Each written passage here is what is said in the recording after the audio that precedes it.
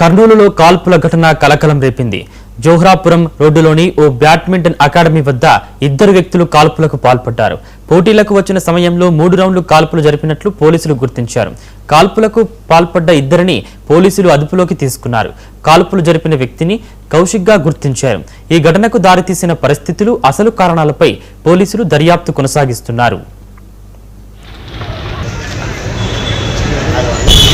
మీరు వీడియో ఆపితే మీ పేరు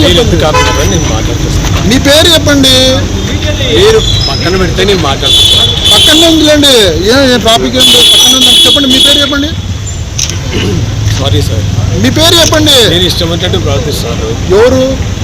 మీ పేరు చెప్పండి అంటున్నాము. ఇష్టం వచ్చినట్టునా? మీరు తాళం తీసుకున్నారు. మీ పేరు చెప్పండి. సారీ సార్, మీ పేరు చెప్పండి. Sorry sir. హలో సార్, మీ పేరు చెప్పండి. సారీ సార్, మీ పేరు చెప్పండి సార్. సారీ సార్, మీ పేరు చెప్పండి సార్. మీ పేరు చెప్పండి సార్. Sorry sir. ఎవరు వేసుకొచ్చి నువ్వే దొబ్బుతున్నావు.